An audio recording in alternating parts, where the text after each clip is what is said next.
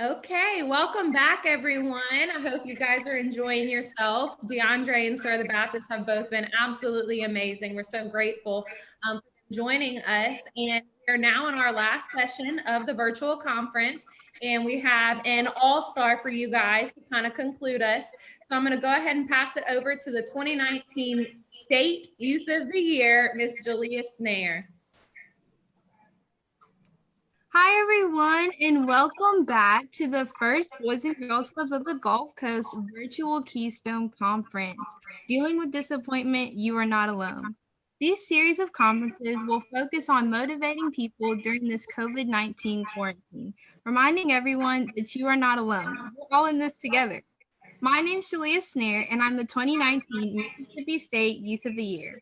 I'm 17 years old, and I attend the IP Center at North Bay. But today's not about me. I have the pleasure of interviewing a very special guest.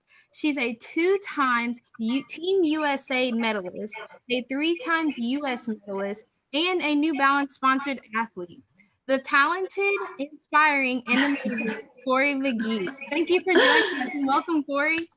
Hi, thank you so much for that introduction, Julia. That was so nice. No problem, no problem. It's very nice to meet you.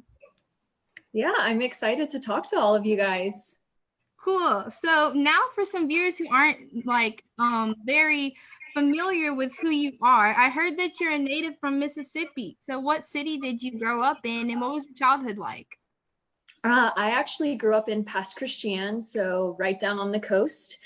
So you guys know it's a pretty small town, and I moved there when I was 7 years old. And I have 3 sisters, and we all went to Pass Christian High School, and my sisters all still live near Pass Christian, and my dad's there. So I love coming home as often as I can. That's great. Do your sisters do any sports with you or compete against you? They all ran track. We all ran track in high school, and we were on the same team. We ran the 4x4 together, and so we didn't race against each other that much, but we ran together a lot. So it's like a family sport, I guess. Yeah, exactly. It really is. So did you get interested in track at a young age, or it just kind of like gradually you got interested in it? I liked running when I was really young. So when I would go to recess, I always liked to play chase and like race against the boys and stuff like that. And I had all my friends would play together. And so running was always something that I liked doing, even when I was a kid. But the sport that I did was soccer. And then when I was in middle school, I kind of started to realize that I was better at running. And that's when I started to run track and like focus a little bit more on that. That's cool. So you did soccer and track. You're two athletes. Yeah. Yeah. I tried other sports, but I wasn't very good at those. So I realized that I was just a fast runner. Well, that's cool. Do you have any kind of exercises that you did when you were first starting to try and get that stamina built up? Yeah, I definitely would say you have to start slowly. Like it was very hard for me in the beginning, just like when anyone starts to, try to become a runner. And so I would only run a couple miles with my dad and with my sisters. And as I started to get more comfortable, I just learned that I could go a little further and a little further. So I think if you are interested in starting to run, sometimes it's best to maybe run for a minute, walk for a minute, and do that to get started. And then after you get comfortable, you can start going for 2 minutes and walk for a minute. And then eventually, maybe run 10 minutes. And finally, you'll just become, a little bit stronger every time. Yeah. So I know you said that you did soccer and track. So you said that you were kind of weaker at the other sports. Do you have any kind of strengths or weaknesses in what you do now? I do. I think that some of the things that make me good at what I do are the same things that like are sometimes what can bring me down, and that's my like intensity. I think that my intensity is a very good thing for being a professional athlete, but sometimes I have to learn how to relax a little bit. I even learned like with racing that it was really hard if I got to a race and I was like really pumped up, like had listened to like hardcore music and got like really amped up, because if I relax, then I end up running better. So that's like it's a blessing and a curse. You know, you hear that sometimes, and that's kind of what that is for me. I think one of my strengths is that I'm really focused, and that was why, even though living in South Mississippi, being a distance runner wasn't really that popular, I was very focused. So I was able to like keep my eye on my goals. But yeah, I think that was probably one of my biggest strengths growing up. That's great. Do you have a role model that you looked up to when you were trying to like build your stamina and figure out what you wanted to do in the different events in track? I think I did. I think that when I was really young, my biggest role model was probably my big sister. She liked running, but she didn't love it. But it was more that I just thought she was the coolest person ever. So I just wanted to be around her. And so when she would go running with my dad, she's 3 years older than me, I just would go with her, and I would try to hold on as long as I could, mostly because I just wanted to be around her. And so it's funny because I was like, you know, the annoying little sister, but at the same time, it helped me become better at running. So she was probably my biggest role model when I was really little. And even now, I mean, we're so different, but I look up to her. And I think that if I'm talking about just athletes that like you guys might know, I really looked up to Tim Tebow when I was in high school, because he seemed to have like a really good message, and he was a really good team player. So I looked up to him a lot, and that's part of why I went to the University of Florida. Wow. What did you study while you were there? When I was at Florida, I studied political science, and I studied political leadership. So it's that was my minor, and it was because I wanted to maybe work in politics or state level politics in Mississippi someday. But now that I'm running professionally, I don't see that happening. But I thought whenever I was younger that was something that I was interested in. But it's interesting how things change as you get older. Yeah. Mm-hmm. Would you say that that's what you'd be doing if you weren't doing track right now? I don't know. I think that if you asked me, like, when I was still in college, there was part of me who still thought that. But at this point in my life, I'm 27 years old, and I've kind of lived all over the country now. And I don't know if that's exactly what I want, but I don't really know what's next for me, which is sometimes kind of scary, because I know I won't be running track for my whole life. But right now, because of what I do and how demanding it is, I just try to be like totally focused on it and think about that other stuff later when the time comes. I don't think I want to like be a coach or anything like that, because I don't know if it would. I think that would be really hard, and I don't know if I'm cut out for it. But I'm not really sure what I would be doing if I wasn't running, which I think that just speaks to the fact that I've wanted to do this for so long. So I don't have a plan B. It's kind of like your main goal. That's been your goal for the longest. So that's kind of like, you've like fulfilled your goal, I guess. Yeah, that's what it's like. I mean, I think if you asked a lot of the people who I train with and race against, they might not know either, but the safe thing to do would probably be to have another plan, because, you know, we can get hurt and things cannot go according to plan sometimes. But I have to sometimes admit that I don't really know what else it is that I love as much as I love what I'm doing. Yeah. So I guess that makes me pretty fortunate. But at the same time, I'm like, eventually I'm going to have to figure it out. Eventually, maybe sometime, but I'm gonna chill for now. Yeah. That can't be a bad thing. Like, if you're doing what you love, then I would definitely take that as a pro and not a con. Yeah, absolutely. That's what I tell myself. Yeah, I would tell myself that too. So in school, you said you went to college and you studied political science. How important were grades for you? Yeah, they were definitely, I knew that in order for me to get a scholarship and go to like a school that I wanted to go to, I needed to have good grades in high school. And I think if I hadn't been as 100% focused on my sport, that my grades maybe would have been even better. But I definitely always made sure that I like did my schoolwork and like gave it my best, even though I would be tired after practice or tired after like a long day at school and then going and doing a track workout. But I always had, you know, A's and B's in school. And in college, I did get a C once in this music class, which I kind of get mad at myself about still. But I worked hard in school, and like I had to have a tutor for my math classes because math was very, very hard for me. So I had a tutor when I was in college that I got through being a athlete. And so it was great because they had those sorts of resources. But I knew that, you know, if I wanted to compete, I had to keep my grades up. So that was definitely like one of my top priorities. I would train hard, and then I would make sure that I did my part as like part of my team was to keep my grades up as well. Yeah. True that. True that. Gotta keep Yeah. those grades up. Stay in school, kids. I know. Did you come across any kind of obstacles or challenges when you were in track? Or I know you said in school you had some trouble in college, but were there any like injuries that you encountered or anything in track that kind of adhered you from, you know? Yeah. Yeah. Well, I mean, all of you guys know, even though I'm a little bit older than you, Hurricane Katrina was the biggest obstacle I've ever faced. And I was in 8th grade when Hurricane Katrina hit, and past Christian, all of the schools were wiped out.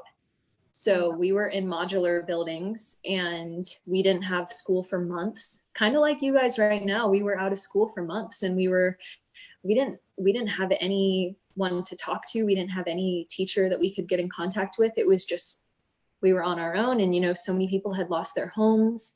My grandma, she lost her house. So all that was the biggest obstacle I've ever faced. And I continued to train, and, you know, that was how I coped with the whole thing, was remembering like that running made me happy. And so that was definitely my biggest obstacle growing up. And thankfully I had my family and my sisters and everything, and we were going through it together. So that was pretty tough. And then I have had injuries, a few. I've had a couple bad ones. One was when I hurt my back about 5 years ago, actually like 3 years ago. And that was the most painful thing ever. I went to a race all the way in China, and when I got off the plane, my back was killing me, and I found out that I had a stress fracture in the like practically your tailbone. And I raced, and then after I got an MRI and realized that it was broken, so I had to take months off. I mean, I had a very serious injury in my what's called your sacrum. And that was just really scary because I didn't know if I was ever going to be the same runner again. And it just took a lot of time and like strength and getting in the gym and swimming and all sorts of stuff. So I had to do all the little things to get back to where I am now. But thankfully I had like a good coach and like good friends and stuff to help me not get too depressed. Yeah. So you said you got injured really bad, more than once actually. What kept you motivated after that and not just like give up after something big like that happened? Yeah, I definitely had moments where I was scared. I had times where I was like, I don't know if I'm ever going to be able to get back to normal. But I was motivated just, I think, by seeing like little improvements. So same with like when you're first getting in shape, you start to notice like you can go a little further and run a little faster. And that was kind of the same. I knew that it was going to take a few months of rest. And so I had to take time off and just try to do other things, but like treat my body better and like just let my body rest, and then try to ask myself how it happened and then work on it. So I realized that like I wasn't having enough dairy and like enough protein in my diet. So I had to figure out how to like be better about after I do a long run, making sure that I get the right food in my body. And so I just focused on the little things, the stuff that I could control. And that was how I like stayed motivated. And then honestly, I think it just comes back to the fact that I really like to run. And so once I started back again, that competitive spirit comes back pretty fast. And so I just had to focus on getting a little bit better every time I went for a run and every time I went and did a workout. And one thing that's really cool about the human body is like, once you've done something, it doesn't take as long to get back to it. So I could like get back to where I was faster than the first time I got there. So, cause your body remembers. And so that's one thing that was good. It sounds like you have to change your lifestyle just a little bit to, accommodate being a track athlete. That's crazy. Yeah, you do. It's a whole life thing. Once you get to the professional level, all your decisions, so it kind of starts to take over, but if you love it, that's okay. True. So do you have a favorite healthy meal or a favorite cheat meal, since you have to have like certain kinds of meals that you eat being a track athlete? Yeah. I'll talk about my favorite cheat meals first, because those are the ones I like. So I love shrimp po' boys. I love country fried steak. Those are probably my favorite cheat meals. And whenever I come home, I just go crazy. I eat like a po' boy every day.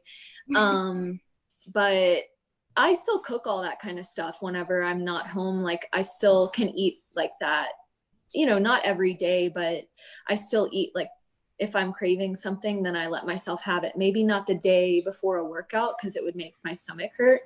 But like once a week, I definitely eat like a burger, stuff like that. Probably my favorite healthy meal is, that's not as fun. Let me think. I eat a lot of like chicken thighs, and so I just like cook them on the stove, and I do like pesto sauce and stuff like that. So I really like vegetables, so that's like pretty normal for me, is to like roast broccoli and have like chicken with pasta and stuff. That's a pretty normal meal. And like I eat everything because I run enough, so I need to like be good about making sure that I eat enough.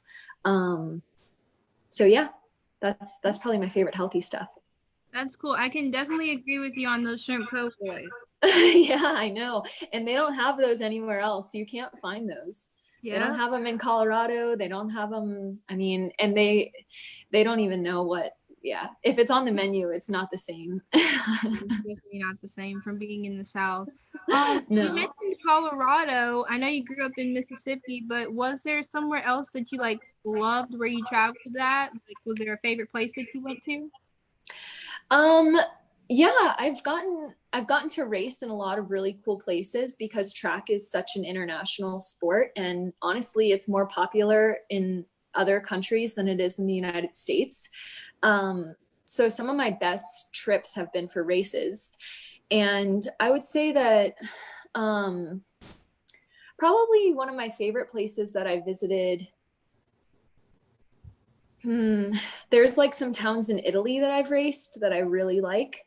And this past summer, I did a training camp in a really small mountain town called St. Moritz.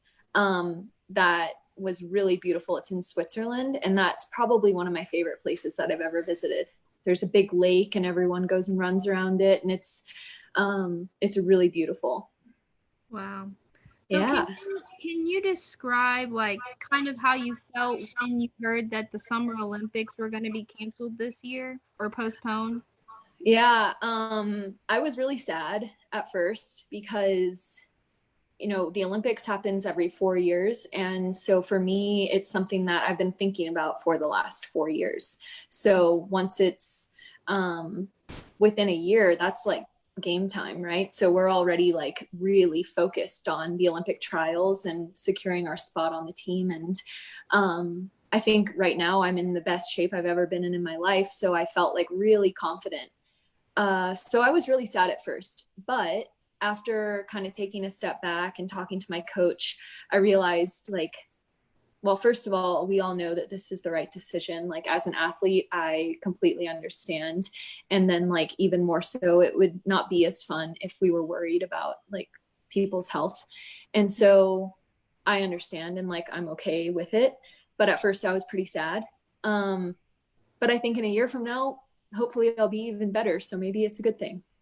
That's good. Do you have any advice for anybody who wants to be on the Olympic team and try and work for the Olympics? Yeah, I think my biggest advice for something like that is like really finding like a sport that you love, you know. It's hard to like force something if it's not like actually something that you want to do every day. And so if you enjoy running and you learn that it's something that like you want it, like not every day is perfect, don't get me wrong, there are times where I just don't even feel like getting dressed and going out the door, but like deep down I knew since I was pretty young that I really liked it and that like it was something I would want to do for the rest of my life. And obviously there's tons of other sports out there, so it's like learning something that you really like. Probably sometimes I don't think I could live without it. And so I think that it's really finding something that you love and then just working a little bit every day. It's not going to happen overnight. And so it's just learning how to like get a little bit better and set short-term goals and long-term goals, because sometimes like just having these hefty long-term goals can be like not enough. So you have to just focus on like what's coming up in a month, what's coming up in 6 months, instead of I want to go to the Olympics someday. Yeah. Yeah. So your passion really kept you motivated for this time.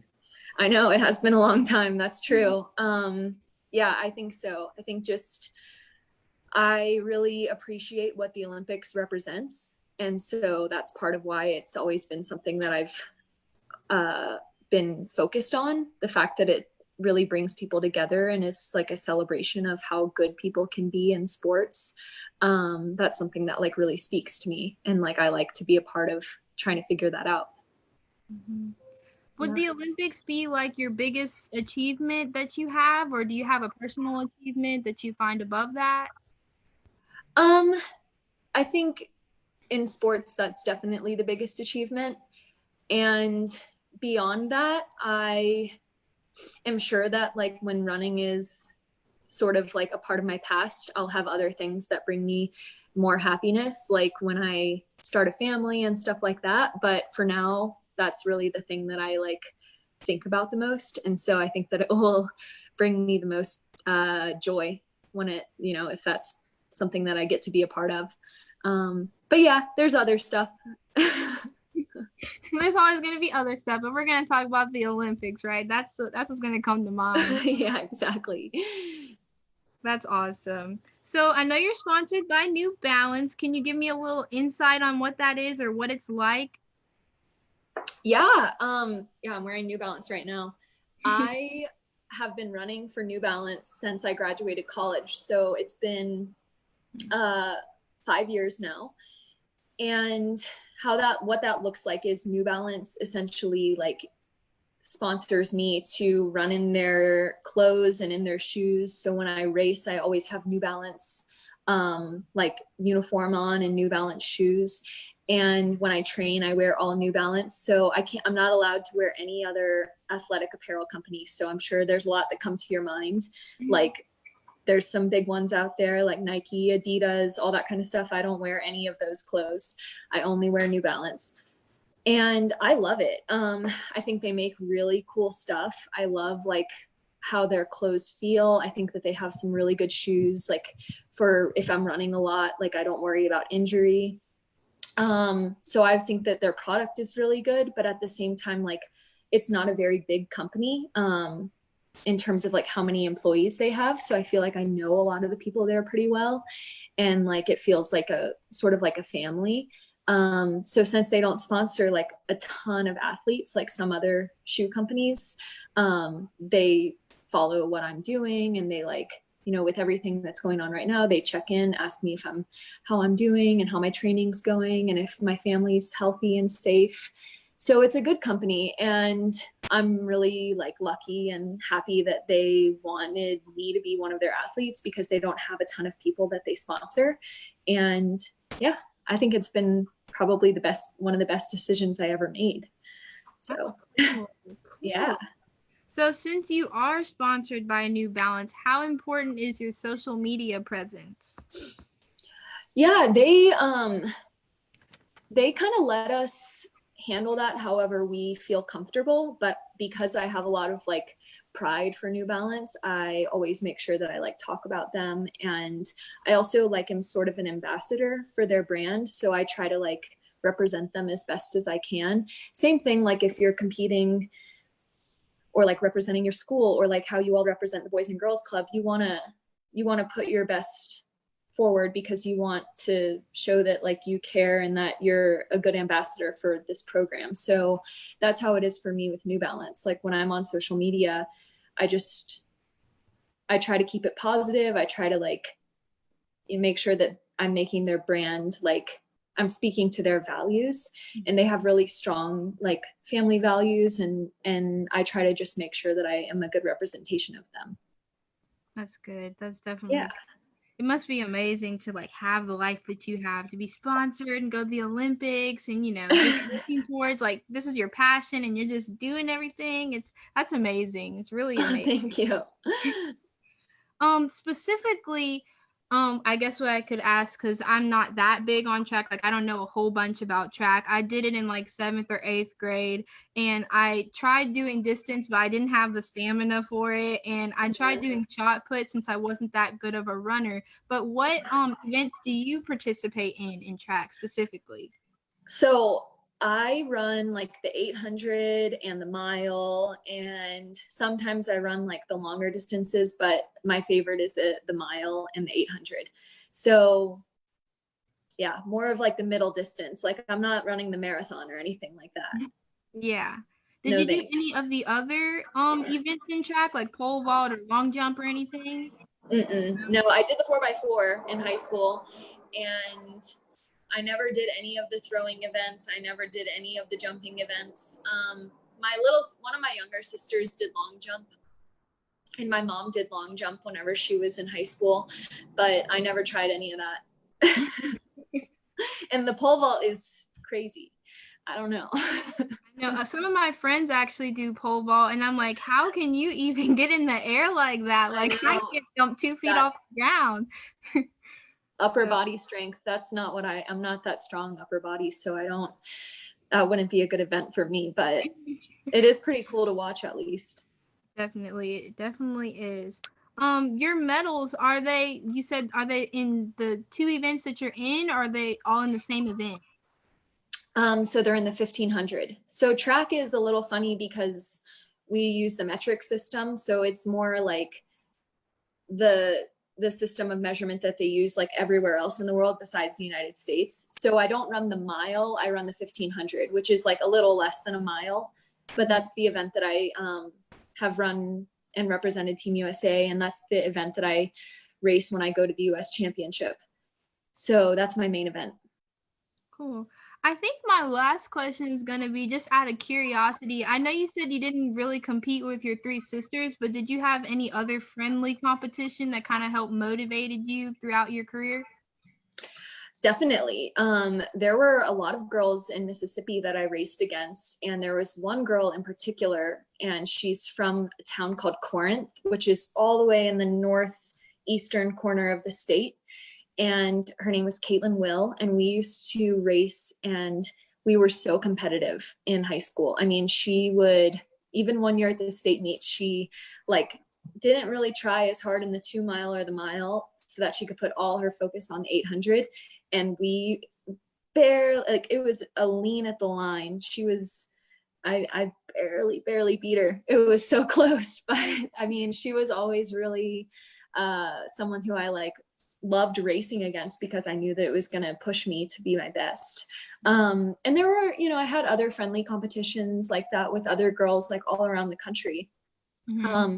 And don't get me wrong, my sisters and I were competitive, but we didn't race that much, but we were competitive in everything else growing up. I mean, we could barely play board games because we'd like flip the board over when we were losing. We weren't very good sports, honestly. But there's 4 of us, so sometimes it got a little bit too competitive even now. But yeah, I think it definitely fueled the fire for my competitiveness. Definitely. That's funny. I know me and my sister, we don't really compete because she's not into sports. Like I'm in color guard, but I've tried to convince her to do it, but she's not the sports person. But I kind of wish that we'd be competitive like you and your sisters were. That way we could push each other just a little bit. I think that's exactly. I think that's one of the things that, like, when I reflect, I know that